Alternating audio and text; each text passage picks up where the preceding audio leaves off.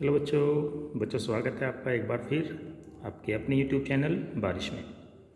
बच्चों जैसा कि आप जानते हैं कि हमारी 12th क्लास के लिए मैथमेटिक्स की सीरीज चली है जिसमें चैप्टर अलजेब्रा ऑफ मैट्रिसेस हमने स्टार्ट किया हुआ है। तो चलिए बच्चों इसी सीरीज़ में एक और कड़ी को आगे जोड़ते हुए हम आगे बढ़ते हैं। बच्चों यहाँ पर एक्सरसाइज 4.3 के कुछ क्वेश्चन हैं जो सोल्व किए गए हैं, आइए इन्हें देखते हैं। ये क्वेश्चन नंबर 29 है हमारे पास। If matrix A is equal to 3 1 minus 1 2 so that a square minus 5a plus 7i2 is equal to O। बच्चों O जो है वो मैट्रिक्स को रिप्रेजेंट करता है नल मैट्रिक्स या फिर जीरो मैट्रिक्स को, जिसकी वैल्यू जीरो होती है। I यहाँ पे यूनिट मैट्रिक्स को शो करता है। 2 का मतलब यहाँ पे हुआ कि ये 2/2 की ऑर्डर का आपका यूनिट मैट्रिक्स है जिसमें डायगोनल के सभी एलिमेंट्स 1 हैं। ठीक है, चलिए इसको सोल्व करते हैं। यहाँ पर हमें ये प्रूफ करना है तो इसकी लेफ्ट हैंड साइड हम ले लेते हैं। A square minus 5a plus 7i2।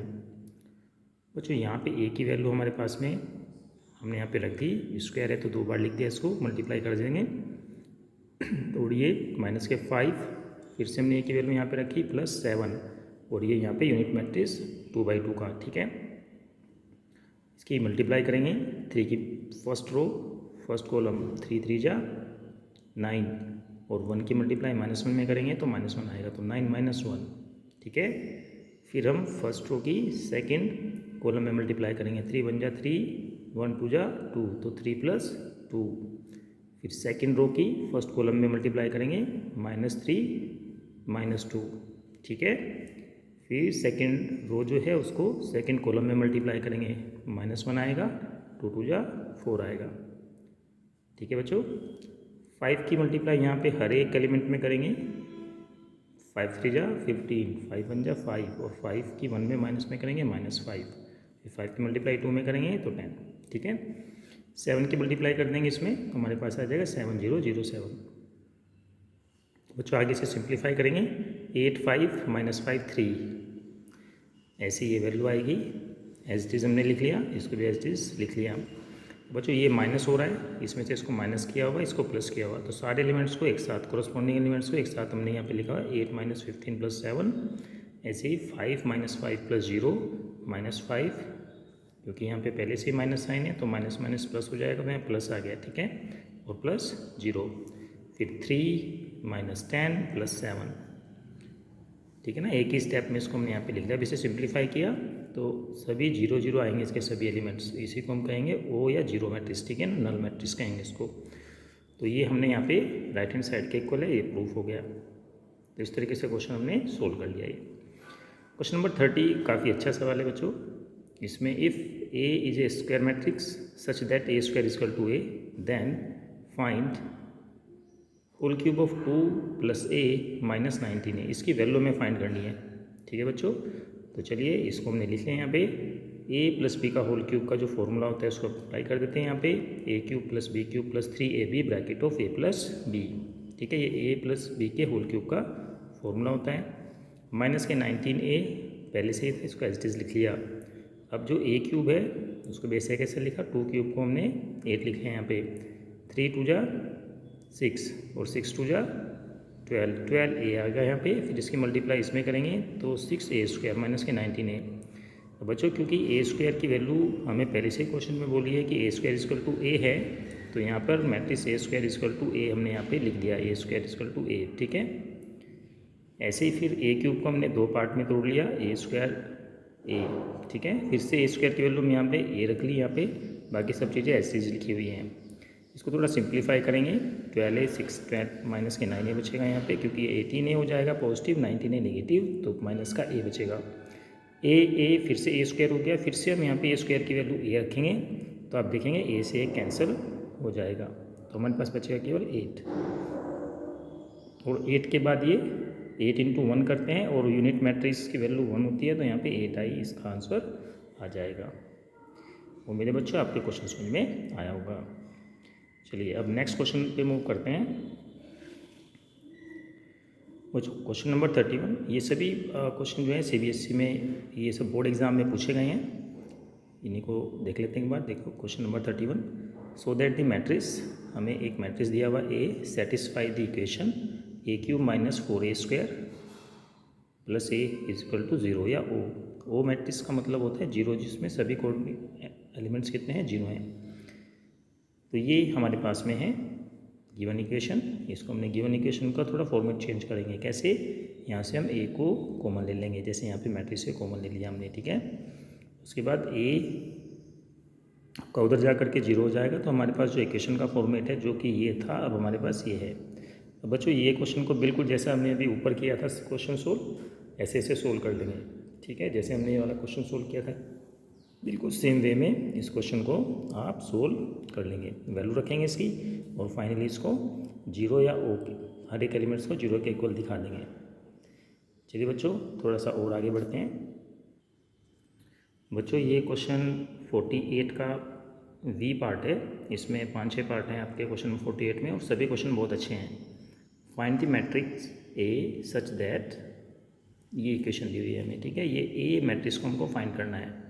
एक ऐसा मैट्रिक्स ए फाइंड करो जिसका आपस में मल्टीप्लाई करने से, इन दोनों का आपस में मल्टीप्लाई करने से रिजल्ट हमें ये मिल जाए। तो सबसे पहले तो हम इसकी ऑर्डर डिसाइड करेंगे कि इसकी ऑर्डर कौन सी होगी, ठीक है बच्चों। तो अगर आप इस पर ध्यान दें तो इसकी ऑर्डर कितनी है हमारे पास में, 3/2, क्योंकि इसमें 3 रो है और 2 कॉलम है, तो इसकी ऑर्डर क्या हो गई, 3/2। बच्चों यहाँ पे कौन से ऑर्डर का मैट्रिक्स होना चाहिए जिससे कि हमें 3/3 का ऑर्डर मिले। तो आप इसे लिख के देख सकते हैं, जैसे यहाँ पे 2 रफली काम करके देख सकते हैं इसको। 2 या तो आपका कितना है, 3/2 का है, तो बीच इसी के साथ में 2/3 और लिखेंगे तो 2 सेम आएगा, तब जाके आपको 3/3 का मैट्रिक्स मिलेगा। तो ए क्लियरली हमें समझ में आता है कि ए की जो ऑर्डर होगी, मैट्रिक्स ए की जो ऑर्डर होगी वो 2/3 की होगी, तभी हमें 3/3 का ऑर्डर का ये मैट्रिक्स यहाँ पे मिल पाएगा। तो clearly order of matrix A is equal to 2/3। मान लेते हैं कि जो आपका मैट्रिक्स है वो x y z a b c ऐसे करके हमने मान लिया, इसमें 6 के 6 एलिमेंट, जिसकी ऑर्डर की रोज कितनी है 2 और कॉलम कितने हैं 3, इसलिए इसकी ऑर्डर क्या है 2/3। ये वैल्यू हमने ए की जो हमने यहाँ पे मानी है उसको यहाँ पे हमने फिल कर लिया। अब बच्चों आप इसकी मल्टीप्लाई करेंगे, फर्स्ट रो फर्स्ट कॉलम, तो फर्स्ट एलिमेंट मिलेगा हमें तो 2x - a, ठीक है। ये अनलाइक टर्म्स हैं, इसको हम ऐड सब्ट्रैक्ट नहीं कर सकते। फिर से फर्स्ट रो सेकंड कॉलम जाएंगे तो 2y - b आ जाएगा। फिर से हम इसकी मल्टीप्लाई थर्ड कॉलम में करेंगे फर्स्ट रो की, तो 2z - c आ जाएगा, ठीक है। अब सेकंड रो लेंगे, फर्स्ट कॉलम लेंगे, तो आपका x और 0 की a में मल्टीप्लाई करेंगे तो 0 ही आएगा, तो x + 0, ऐसे ही y + 0 हो जाएगा और z + b 0 आ जाएगा। -3 4 मल्टीप्लाई करेंगे फर्स्ट कॉलम में तो -3x + 4a। सिमिलर वे में इसके साथ इसको मल्टीप्लाई करेंगे तो -3y + 4b, -3z + 4c, ठीक है। और इसको ऐसे हमने लिख लिया। अब यहाँ पे कोरस्पॉन्डिंग एलिमेंट्स को इक्वल रख लेंगे, जैसे कि 2x - a को हम -1 के इक्वल रख सकते हैं, 2y - b को -8 के इक्वल और 2z - c को -10 के। इक्वलिटी ऑफ मैट्रिसेस यहाँ पे हम अप्लाई करेंगे। साथ ही साथ x + 0 की वैल्यू 1 रखेंगे तो x = 1, y = -2 और z = -5। तो सिंपली आप कंपेयर करने से ही x y z की वैल्यू तो सिंपली आपको आ गई है ना, और आपने फर्स्ट रो को कंपेयर किया तो आपके पास ये इक्वेशन आ गई। थर्ड रो को आपको कंपेयर करने की ज़रूरत नहीं है। तो अपने फर्स्ट से ही जब आप x की वैल्यू इसमें 1 रखेंगे तो a की वैल्यू आपके पास आ जाएगी 2x + 1, यानी कि 2 × 1 + 1 यानी कि 3। ऐसे ही आप जब y की वैल्यू -2 रखेंगे तो b की वैल्यू आ जाएगी आपके पास में -4 + 8 मीन्स 4। भाई ये वाली इक्वेशन से b इधर चला जाएगा, 8 इधर आ जाएगा तो पॉजिटिव हो जाएगा, तो 2y + 8 आ जाएगा b का वैल्यू, ठीक है ना। ऐसे ही व्हेन z = -5 होगा, आप z की वैल्यू -5 यहाँ पे रखिए, c इधर जा करके पॉजिटिव हो जाएगा, 10 इधर आके पॉजिटिव हो जाएगा, तो 2 × -5 + 10 आपका आ जाएगा 0, क्योंकि ये नेगेटिव हो जाएगा पॉजिटिव। तो इस तरीके से आपने ए बी सी की भी वैल्यू फाइंड कर ली, x y z की भी वैल्यू फाइंड कर ली। जो हमने माना था मैट्रिक्स है उसमें वो वैल्यू हमने रख दी और हमारा आंसर आ गया। ये क्वेश्चन बहुत ही अच्छे हैं, ऐसे क्वेश्चंस की आप प्रैक्टिस ज़रूर करें क्योंकि ये क्वेश्चंस फ्रिक्वेंटली एग्ज़ाम में पूछे गए हैं। चलिए बच्चों अब हम थोड़ा सा इसमें आगे बढ़ते हैं। बच्चों जो हमारा इस सीरीज़ में नेक्स्ट टॉपिक है ट्रांसपोज ऑफ ए मैट्रिक्स। बहुत आसान है। अगर कोई मैट्रिक्स हमारे पास ए इस तरीके से दिया हुआ है तो इसका ट्रांसपोज यानी कि ए डैश, कई बार कुछ बुक्स में डैश लगा रहता है, कई बार इसकी जगह पे आप टी भी लिख सकते हैं, ट्रांसपोज। ठीक है, कैसे मिलता है ट्रांसपोज मैट्रिक्स? आपको केवल रोज़ को कॉलम में बदल देना है। जैसे ये रोज़ है तो इसको आपने कॉलम में बदल दिया, सेकंड रोज़ को सेकंड कॉलम में लिख दिया और थर्ड रोज़ को थर्ड कॉलम में लिख दिया। आप थोड़ा ध्यान दें कि लिखा किस तरीके से गया है। ठीक है, रोज़ को कॉलम में बदल देने से या कॉलम को रोज़ में बदल देने से आपको ट्रांसपोज मिल जाता है। ठीक है, अब हम कुछ प्रॉपर्टीज़ के बारे में जानते हैं, ट्रांसपोज की क्या क्या प्रॉपर्टीज़ होती है। मान लेते हैं कि आपके पास कोई मैट्रिक्स ए है और उसका आपने ट्रांसपोज कैलकुलेट किया है और फिर से आप उसको ट्रांसपोज निकालते हैं तो आपको वापस से वही मैट्रिक्स ए मिल जाता है। ये एक प्रॉपर्टी है, आसान है समझने में, कोई मुश्किल नहीं है। जैसे अगर आप इसका ट्रांसपोज निकालते हैं तो ये ए टी मिला, फिर से अगर आप इसका ट्रांसपोज निकालोगे तो फिर से आपको ये वापस से ए मैट्रिक्स मिल जाएगा। बच्चों उम्मीद है आपको ट्रांसपोज अभी समझ में आया होगा। ट्रांसपोज क्या होता है? जहाँ पर हम जो हमारी रोज़ होती हैं उनको हम कॉलम में कन्वर्ट करके लिखते हैं। फर्स्ट प्रॉपर्टी हमारी transpose of A transpose matrix equal to the same matrix, जो मैट्रिक्स होता है उसके इक्वल हो जाती है। चलिए सेकंड प्रॉपर्टी के बारे में पढ़ते हैं। बच्चों सेकंड प्रॉपर्टी में आप देखेंगे कि टू मैट्रिक्स के सम का ट्रांसपोज उन दोनों मैट्रिक्स के अलग अलग ट्रांसपोज के सम के इक्वल होता है। ठीक है, ये सेकंड प्रॉपर्टी है। थर्ड प्रॉपर्टी में अगर किसी, जैसे यहाँ पे दिखा है, कोई स्केलर क्वांटिटी से मल्टीप्लाई किया हुआ है ए के साथ में और उसका ट्रांसपोज फाइंड किया तो आप के को बाहर करके उसका ट्रांसपोज ऐसे लिख सकते हैं। ठीक है,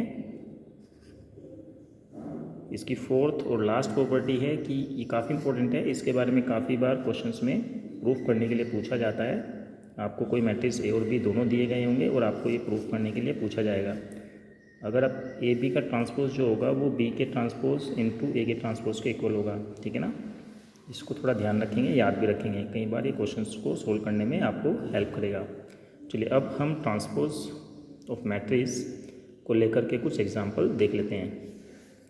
तो सबसे पहला एग्जांपल है हमारे पास में, बहुत ही अच्छा एग्जांपल है। If matrix A is equal to this and B is equal to -2 -1 4 verify transpose of A B is equal to transpose of B into transpose of A. बच्चों यही वो फोर्थ प्रॉपर्टी थी जो हमने कहा था कि क्वेश्चन को वेरीफाई करने के लिए पूछ ली जाती है और ये CBSE 2002 और 2005 दो बार क्वेश्चन ये पूछा गया है। तो चलिए इसको देख लेते हैं। आसान क्वेश्चन है, बिल्कुल भी मुश्किल नहीं होगा। बच्चों हमारे पास जो है उसको हमने लिख लिया ए और बी को। अब हम सबसे पहले ए बी फाइंड करेंगे। अगर ध्यान दें तो यहाँ पर बच्चों ये जो इसकी ऑर्डर है, इसकी ऑर्डर है 3 × 1 और इसकी ऑर्डर क्या है 1 × 3। तो हमारा जो रिजल्ट आएगा वो 3/3 का ऑर्डर आएगा, 3/3 की ऑर्डर का आपका मैट्रिक्स आएगा। एक बार फिर से समझो, इसकी जो ऑर्डर है 3 × 1, ठीक है, और इसकी जो ऑर्डर है 1 × 3, तो 1 1 बीच के सेम हो गए और जो 3/3 आपके एस्ट्रीम पे आ रहे हैं इसी का हमारा इसका आंसर आएगा। तो आप देख सकते हैं कैसे मल्टीप्लाई किया है। फर्स्ट रो को आप फर्स्ट कॉलम से मल्टीप्लाई करेंगे तो सीधी मल्टीप्लाई हो जाएगी, प्लस के 2 आ जाएगा। फिर फर्स्ट रो को सेकंड कॉलम से मल्टीप्लाई करेंगे तो 1 आ जाएगा। फिर फर्स्ट रो को थर्ड से करेंगे तो ये प्लस के 4 आ जाएगा। ऐसे ही सेकंड रो को करेंगे तो -4, फिर -2 और उसके बाद फिर -8। ऐसे ही 3 2 जा, क्योंकि एक ही एलिमेंट्स हैं फर्स्ट रो में तो एक ही मल्टीप्लाई होगी। 3 2 जा 6 माइनस आ जाएगा, फिर 3 1 जा 3 माइनस में रहेगा, फिर 3 4 जा 12 माइनस में। ये आपके ए बी की वैल्यू है। अब ट्रांसपोज ऑफ ए बी आप निकालिए। ट्रांसपोज ऑफ ए बी क्या होगा, जो रोज़ है उसको कॉलम में लिख दीजिए। जैसे लिखा है 2 1 4 रोज़ है यहाँ पे, इसको आपने 2 1 4 कॉलम में यहाँ पे लिख दिया है। ऐसे ही -4 -2 -8 को आपने इस तरीके से सेकंड कॉलम में लिख दिया। थर्ड जो आपकी रो है -6 -3 -12 को इसको आपने -6 कॉलम में लिख दिया है। तो ट्रांसपोज ऑफ ए बी आपने यहाँ पे ऐसे कैलकुलेट कर लिया। अब हमें सेकंड इसका जो लेफ्ट हैंड साइड तो ये था, right hand side transpose of B transpose of A. तो आपने क्या किया, सबसे पहले इनको सेपरेटली अलग अलग कैलकुलेट कर लीजिए। ठीक है, अलग अलग कैलकुलेट कैसे करेंगे, ट्रांसपोज ऑफ बी आसानी से निकाल सकते हैं। ट्रांसपोज ऑफ बी कैसे निकलेगा भाई, ये रो है इसको कॉलम में बदल दीजिए, -2 -1 -4 जैसे कि यहाँ पे दिखा रखा है ये। ठीक है, ऐसे ट्रांसपोज ऑफ ए ये आपका आ जाएगा -1 2 3 एक रो में आ जाएगा। अब आपको इसमें मल्टीप्लाई करनी है। बच्चों मल्टीप्लाई बिल्कुल सेम ऐसे ही करेंगे जैसे आप करते आ रहे हैं। अगर इसकी ऑर्डर को चेक करें तो 3 इंटू 1 है और इसके ऑर्डर चेक करो तो 1 इंटू 3, तो 3/3 का ही आपको मिलेगा यहाँ पर जो इनका प्रोडक्ट आएगा transpose of B transpose F का जो ऑर्डर आएगा वो 3/3 का होगा। आप जब मल्टीप्लाई करेंगे जैसे आपने ऊपर किया है तो आपका रिजल्ट आएगा इस तरीके से, ठीक है। और ये बिल्कुल सेम वैल्यूज़ आएंगी आपकी transpose of matrix A B is equal to transpose of matrix B into transpose of matrix A, ठीक है। ये वैल्यूज़ बिल्कुल सेम होगी, तो यहाँ पे ये प्रूफ हो जाएगा। कुछ और क्वेश्चंस के साथ इसमें हम आगे बढ़ेंगे बच्चों, और आज के लिए इतना ही। पढ़ते रहिए। All the best.